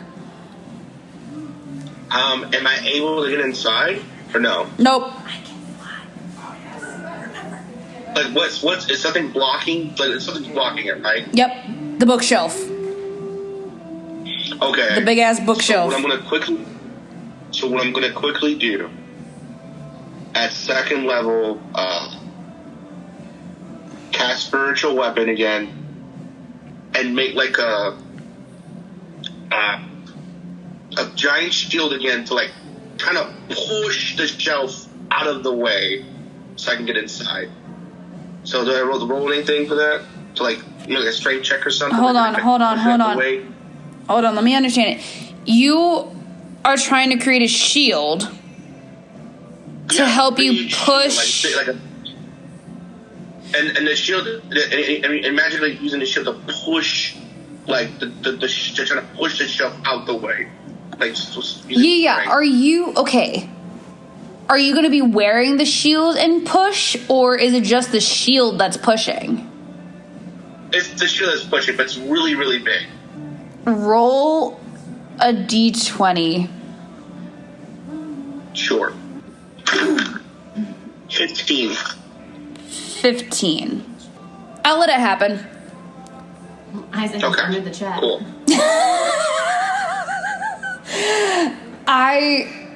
It's gonna take some effort. Understandable. And because it's I'm pretty sure it threw a pretty shelf. Yeah, it's a big bookshelf, but you create a big enough shield to push, but you're also a bit weak still. So it'll take you a turn or two to fully get inside, or to fully push this out of the way. So you have that. You're working with that. You had a question. Well, the chemo kick exists. Wait. Okay, Isaac, pause. What do you have? What type of monster is this? It's a metal monster. It's made of like little individualized trinkets, all like holding on to each other. I draw my sword at this. Okay. Do you have a battle strategy for the rest of the party? Or are you just going at this yourself? I yell, Theo, Pixie dust. Which kind? The flying kind. Oh. You know what? That tracks. I'm gonna put two and two together and assume that she means make me fly and not make the monster fly. Yes. Okay. So, where would you like her to fly to? I would like her to... Because she can use... Well, yeah, she can use her pixie dust on anything without taking anything out of... Like, it won't affect her at all if she pixie dusts your sword or pixie dusts you or pixie dust... Like, it won't matter. Alright. Do you want And you me just to fly said as a pixie distraction? dust. Yes, I think we need a distraction right now. You want me to play flying bait? Oh, fuck. Okay. Oops. I comply. Okay. So please remember that Heather has material magic, Harry is a good soldier, and Phoenix is a shapeshifter. Alright. You're having Lost Girl, Theo, be Yes. live flying bait. While you do what? With the rest of the powerful magic users of the party. Yeah, with the rest of the powerful magic users of the party. Okay. Okay, scratch that. Scratch that. Consider it scratched. Yes. I call out and indicate my position to have everyone. Okay, you don't need to shout anything. They're like right there. You can just like be like, hey, we need a distraction. Take it apart at its weak points. That's a good idea. Shoulders, knees, ankles, Head. neck. You are saying a lot of things. Weak points. Weak points. Joints. Say target the Joints weak are weak points. points. Joints are weak points. Exactly. Who's attacking what and where? I'm going to try to attack the head. It's huge. It's very huge. Oh. If anything, if we want to go after that, then that would be me, because I'm the one that can get up there. Yeah, Well, you wouldn't be able to get up there. I will aim for one of the knees then. That you might be able to do. Okay then. Roll a d20 and add 4 for me. Alright. 5 plus 4 is 9. That's it? That is what I rolled, unfortunately. Shit. Sorry. You see that the knee of this monster is hot. Like, you would have to climb a little bit to get to the knee of the monster. But you also see a bookshelf. With your 9, you see this bookshelf and you go to attempt to climb it, but it's not stable. So it falls over as you try to climb it. Lost Girl is giving the monster a distraction, so this monster is like swinging and missing at Lost Girl. Swing and a miss at Lost Girl. Harry is smart, so he sees you like fall onto the bookshelf. You don't get hurt, but the bookshelf falls and you tuck and roll. So now, Akima, you are kind of behind the monster. Yes. You were kind of behind the monster, and Lost Girl, you are flying. You are flying around the monster's head, just kind of distracting it.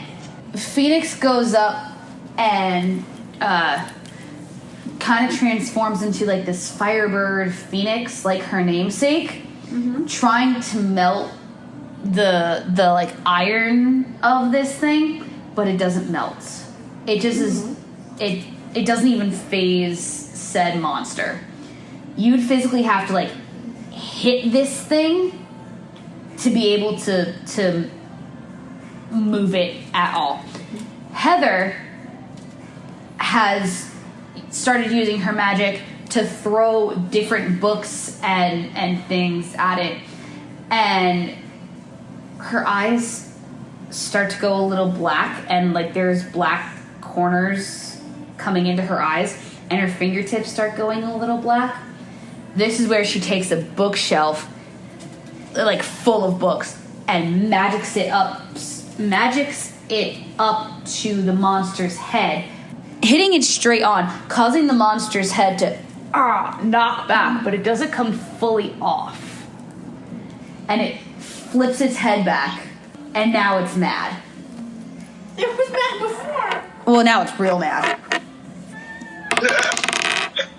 Isaac, roll a d20 for me. 4. You have not moved the bookshelf at all. Sorry. No, that's all right. Next. What did it do? Did it turn or move or like do anything in response to getting cracked with a bookshelf? Or like, is it coming after me or is it going after Heather now? It just doesn't know where the bookshelf came from, but it's just mad that it got hit in general, because this is more knowledge that's being destroyed. And it's the protector of the sacred knowledge. It is the almighty being of sacred knowledge. It is the protector. Oh dear. And you guys are just destroying it. It threw a bookshelf first. That's fair. it knocks it back off its shoulders, but then it comes right back, and it just rah! Can all of the little dudes that are making it up see? Or is it just like the being now has one set of eyes? It's the being now has one set of eyes. Okay. I'm gonna go after its eyeballs. You'll go after its what? Eyeballs. Little itty bitty. There's nothing there. It's just sockets. Oh, well, I go after the sockets. Okay. What's the plan? I have a sword. Oh. Nay, So you- I believe, or I'll have some kind of something that can do bludgeoning damage, like a mace, Okay. maybe a mace, perhaps. And then, sorry, Okay. I gotta think. While you think, Akima, I would think you like to do mace. anything that you're on the back of the monster now? You're on the what? Like, she's like behind it. Oh, Sorry, that was bad. I was choice of gonna words. say, when No, did that happen? She's behind the Okay. monster. Sorry. Monster doesn't see you. You have stealth advantage. I am going to try to stab it in the back of its knees. Would you like assistance? Yes, I would like assistance. Who do you shout to? Heather. Yes! I could not have planned that more perfectly. excellent. You're like, Heather, get me up there. She whooshes and makes the bookshelf sturdy enough for you to climb. Actually, no, sturdy enough for you to climb so you can like bounce on top of the books. You take 2 hands and you jab said sword into. Actually, roll a d20. 17. 28. Nice. Hell yeah. Hell yeah. Hell yeah. Hell yeah. So Heavens no. Purgatory maybe? So you take the sword and you jab it into the knee of the beast, and you kind of slide down its leg almost. Oh no, that makes my legs hurt. Sorry. No, you're good. And you slide down its leg, Okay, we're good. taking out one of its legs, making it kind of wobble and fall, and the ones that you like cut down kind of scatter everywhere and try to come back to the monster. Mm-hmm. This is where Harry takes the opportunity to use his new blaster and keeps like blasting each one of them back so that they can't get back to the monster. The monster is wobbling. It hasn't fall. Nope, it falls. It wobbles and goosh falls. Little goblins scattered everywhere. Heather now takes this opportunity. Does she take the opportunity? No! She doesn't take the opportunity. She's just stunned that it's everywhere now. And she's trying so hard to keep it in control. She is trying so hard to keep control, but she is scared. And she is scared for her brother. She is scared for Lost Girl. She is scared for feet. She's just scared. And she's trying to keep it in control. Usually she's better in battle than this, but she doesn't typically have to fight herself. There's somebody, usually her brother, fighting for her. Speaking of her brother now is shooting at the monsters, blasting them back, making sure none of them can come back.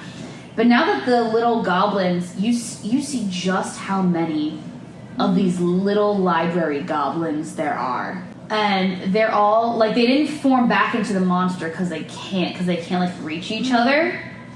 But they're all, like, marching towards you. Protect the knowledge. Protect the knowledge. And they're, like, marching towards you, and you hear cling, cling, cling, cling, like, rhythmically marching towards you. And now all of y'all, except Isaac, are in like this circular kind of Avengers formation.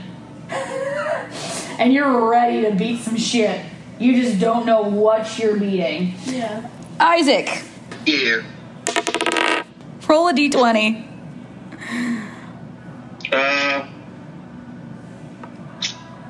5. I'm doing terrible. No fucking way. Yeah, I'm rolling balls today. Roll again. Okay, sure. No. I swear to God, I rolled a 5 again. I shit you not. Roll it again. 11. What happened? DM rolled a natural 20. So you, with your 11, push the door, like you push the bookshelf back, and it makes like a little gap, but not so much so that you would be able to get in. Some of the party might be able to get out, but not a lot of them. So you're just gonna keep on pushing, okay? Yeah. Akima, do you have a reaction? I yell out, hold. You yell out, hold. Okay. Yes. And you hear the bookshelf behind you moving, but you know it's not open large enough to do anything quite yet. Heather and Harry have kind of the same reaction. Now Heather is ready to fight, and so is Harry, but they're waiting on instruction from Akima. And you just said hold, so that's what they're doing. Heather's holding her magic. Harry's holding his sword in one hand, his blaster in the other. Lost Girl, what are you doing? Because the pixie dust that you dusted yourself with is still there, so you're still kind of floating, but you're not nearly as high.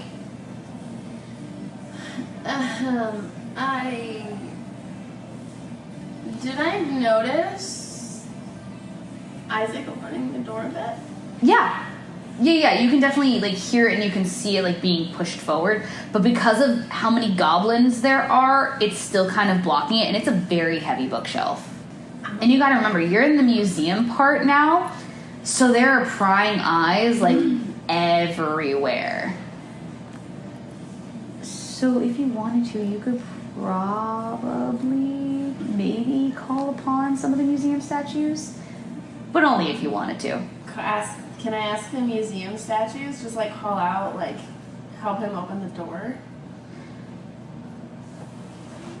You call out to the museum, get the door! Yes! I'm glad that worked. 10 kind of large museum like statues or figurines come and help move the shelf away from the door. Isaac. Yes. You see a couple of different hands, but they're all white and they're all kind of felt, but they seem to be strong, pulling the shelf away from you, but in the same direction. So they're trying to open, like get the shelf away and like push it forward to open the door. Okay. So now you kind of have advantage on your next roll. Okay, sure. Yeah. Natural 20. Fuck. Yes. You get the door open. Everybody gets the door open. The metal figurines are pushed back because they have to stay in the museum. So if the door is open, they have to make sure that everything in the museum stays there, and they have to make sure that they stay there as well. So the door is open. Isaac is like, come on, we gotta go. Does everybody mad dash, or... I would mad dash. Okay. Phoenix mad dashes as well. Lost Girl, what do you do? I'll make sure that everybody else gets out. Like, I'll make sure I'm last to get out. Okay. Harry stays behind with you. Because you just saved his life. There's no way he's leaving you alone.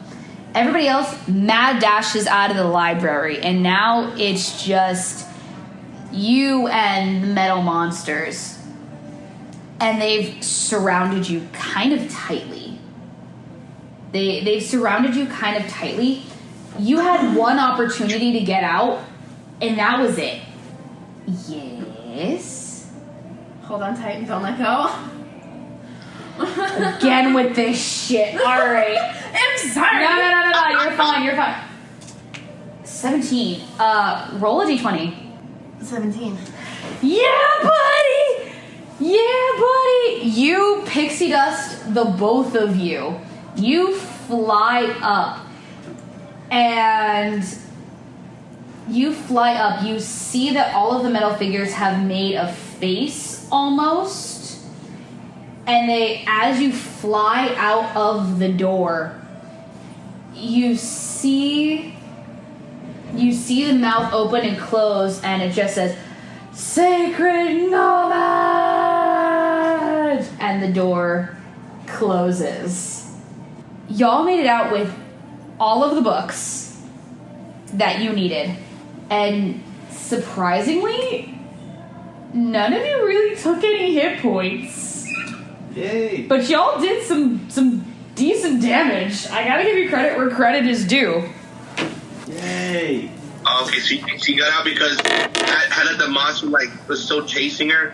I was like, use the shield like Captain America style, just throw at its face, and then wait for us to get more. Oh no! Like it's on the floor. Like it's not like attacking her at all. It's just saying sacred knowledge. Okay, good. All right. So that's like we're just like bye and just leave. Yeah, and you just dip, and you're just like bye. So now all of you are outside. You're on the steps of the National Library of Silver Spyre. You all look at your charm bracelets, and they're all a little bit different. They all have a little itty bitty tail coming out of each of the charms, including yours, Isaac. I'm like, let's go to a hotel and discuss what the hell just happened, because I have a lot of questions. You go to a hotel. It's you find the nearest hotel. It's a really nice hotel because Heather and Harry are paying for it, and they're the prince and princess. So it's a really nice hotel. You get the top level, most balcony one, the penthouse. You get the penthouse suite for all 6 of y'all. Yep. Penthouse suite for all 6 of y'all in the Spire High Hotel. I love it. And the sheets are very crisply white, and everything is just white and or silver and or translucent almost. It's very, very clean. The air smells of orange. It is a pristine hotel that you guys are staying in. Beautiful. Nice. The last hotel we stayed at Was a I was bit. gonna say, this is nothing like the Lollywood Tower. Yeah. Isaac, what do you say? What do you do? So I asked, what was that yelling out What'd you knowledge? Okay. Who would like to explain? Long story short, we went in. There were a bunch of cute little dudes that were like, protect the sacred knowledge. And I was like, is there any sacred knowledge missing? Knowing the answer. And they were all like, you should know, you stole it. And so I tried to put the knowledge back. But This is hearing you describe it is, those Olaf shorts where he's just like, it begins with 2 sisters. It began with 2 sisters. One born with magical powers, one born powerless. Help me, Anna. That's kind of what's happening right now. That's how I describe everything in life. But so I tried to put the sacred knowledge back. It didn't go back, so we took all of the knowledge because it wouldn't go back. And then all the tiny things formed together into one big thing. And Yes. somehow all of their tiny beady eyes formed into two big eyes. And then we had to fight the thing. That's So I was flying Sorry, the go ahead. gate while everybody else did all of the work. And then you tried to get the door open, and I called for the assistance of anything that was willing to help in the frickin' living museum, and got a couple of bookshelves thrown at us, and then we made it out, barely. Oh, and I had to fly us out again. And that's the long and the short version of it. But hey, now we have the books. We have the sacred knowledge. Well, we'll return it later. I'm guessing that there would block the door. What'd you say? I said I'm guessing that's the reason why the door was blocked. Yup. Yeah, the bookshelf. Yeah. Yeah, for sure. For sure. So I guess let's look over what we got. Oh, I've been waiting for this moment. Oh, yes. So you all take your respective books, you all take your respective charms, you match the color with the charm. And you match the color with the charm, you all look at your books, you all open them up, and they are all empty. Yeah, they're all empty. Just like yours was. I had a feeling. Just like yours was. Do you remember what you did after you discovered that your book was empty, or do you remember how your book became empty? Oh no. Was it the thing on the charm bracelet? Yep. Yep, your charm bracelet changed a little bit, and you got a riddle in one of the charms of the charm bracelet. It's actually Phoenix's charm that it went into. But here we are. Mm-hmm. Thereby, too, with you now all have a piece of paper in your charms. Would you like to pull it out? Would you like to... So Harry and Heather start to pull at theirs, and they also have a similar piece of paper to what Phoenix has. Phoenix also starts to pull out her piece of paper. Does everybody else do the same, or? Mm-hmm. Yes, I do. I did the same. All right, so we all pull the pieces of paper out, and they all go in a certain order on a table inside of there's like a little table in the hotel room, and they all arrange themselves in different places to create the following riddle. I hope y'all are paying attention. I have a note card. I am. Y'all ready? Yes. Dark forces keep the secret hidden. One's great mistake is now bedridden. The ground who speaks a desperate plea. Your time constraint a full moon 3. Once lost but not forgotten. Sent away to keep from going rotten. Too many voices in his head. What now is lost but not quite dead. Always asleep but never a sound. To find the air, look underground. I will put that whole little And I got the majority of it. No, you're good. I will put that whole spiel in either the Instagram or the group chat. Okay. Thank you. Do you guys have any questions, comments, or concerns? No. No. Okay. Anybody else? Well, I mean, So wait, I forget who has which charms? Who has what? So, Again. yeah, no, you're good. So Dr. Isaac has the castle charm. Akima has the train charm. You, Miss Theo, have the dragon skull charm. Mm-hmm. Phoenix has the snake charm. Heather has the arrowhead charm. And Harry has the lollipop charm. Any other questions, comments, or concerns as we wrap up today? I don't think so. Yeah. I like to go to Theo real quick.